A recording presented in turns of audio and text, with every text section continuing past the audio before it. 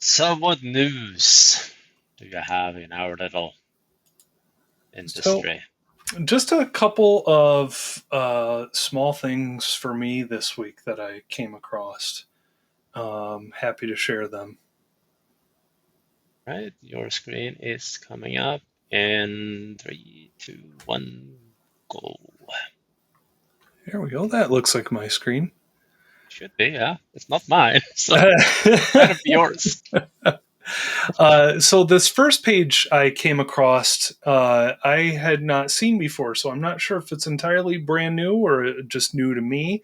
But it's called EntraDocsTracker by Daniel Bradley.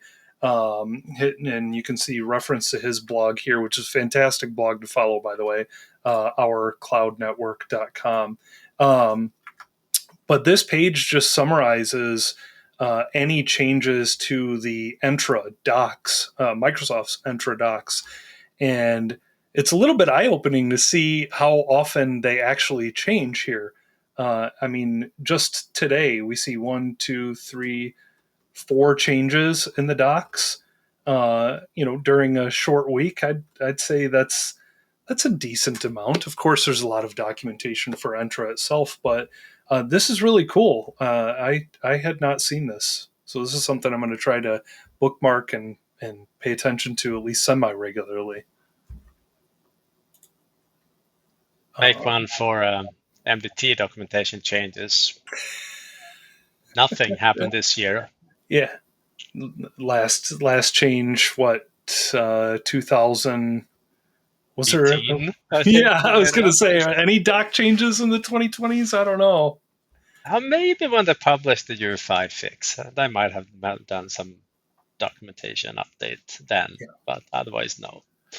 It is interesting though. I mean, if you were to expand this out to some of the other services, Intune, and some of the specific Azure services, some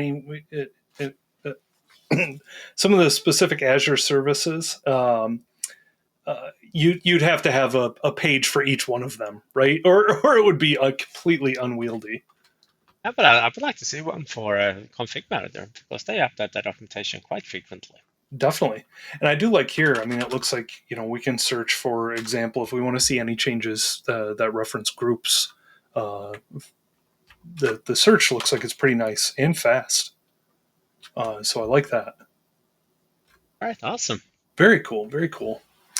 And then another one that I came across, I just want to make sure I get this right here, but we've referenced Martin Himkin's Intune Network Requirements script many times here on Office Hours, and it was updated just a couple of days ago to include Defender for Endpoint and Visual Studio endpoints. So, strange. Wanted to point this out as well. This is a fantastic script if you've not used it before. And let me see if I can stop having issues with the browser here. This script, which is a fairly lengthy script, will actually go through and test connections to a whole bunch of public Microsoft endpoints. So very useful in troubleshooting or even just getting prepared to release a new service that your organization is going to be using in production. Defender for Endpoint, great example, one of the latest updates. If you're going to start rolling out Defender for Endpoint, it would make sense to use a script like this. Take and run it on a couple of clients across a couple of different networks in your enterprise network, and verify that they can actually connect to the Defender for Endpoint URLs and IPs. So fantastic stuff here. And last but certainly not least, let me see if I can come up with the post for it here. But I did see a post from our friend Michael Niehaus, who mentioned that, and here we go. Let's see if this will pull up. Aha, it will. If you are on the Insider preview channel for Windows, it looks like Windows 11 25H2 is now available. If you want to be so bold and start testing it out. preferably in a lab. Probably wouldn't recommend doing it on your production machine, but Michael's a trailblazer. He may have done it. Would not surprise me one bit. So anyways, I thought that was pretty cool news as well. That means it's inching ever closer, and that also means it's fall pretty soon. So those were the few things that I had this week. All right, then. Let me see the screen for a second. All right. Do that, and well, we can leave that one there. Let's do it nicely. All right. Stumbled across this tweet from one of the Intune program managers here, but apparently we'll be able to select which updates we want to approve together with some rollout options. Haven't seen it shown up in my tenant yet, but and apparently that particular post led to absolutely nowhere. And it was hidden in that one. Quality update management. There we go. Okay, that was. I thought maybe there was more information underneath, but there wasn't. But this looks promising. Upcoming change, so allows us to pick when and where. So quite interesting. Yeah, I'll say so. And speaking of Windows updates, there's been a couple of threads going on. Stumbled across one over at Reddit, and I also stumbled across this Twitter thread that kind of came from that. I'm a master searcher.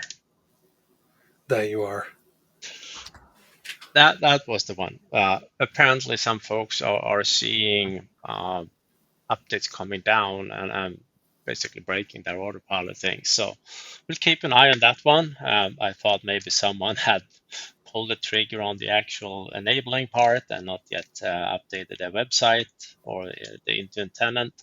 I checked my own tenant just before we started here, and I did not yet have that control plane in my enrollment status page, but the Teams has been flagged about the issue there, so hopefully that will get fixed. Then I stumbled across something a little bit older, and not very related at all to this, but this video, an hour-long video by Andrew Taylor, Dean Ellerby, and then Stephen Weidner, covers basically, all right, what about stuff you have in Intune? If you accidentally delete a little bit too much, how quickly can you recover from that? Now, in the post, they do demonstrate a third-party product. It was called Tenant Manager that Andrew and a bunch of other people has been working on. But what really got to me the most was like, all right, yeah, that's a good point. What if you do get rid of stuff that you shouldn't? How quickly can you restore that data? And throughout the session, as an hour-long session, they actually get pretty technical deep into like some of the challenges. So even though this is covering a third-party solution partly, there was some really great technical tidbits available as well throughout the session. So highly recommend that one. All right.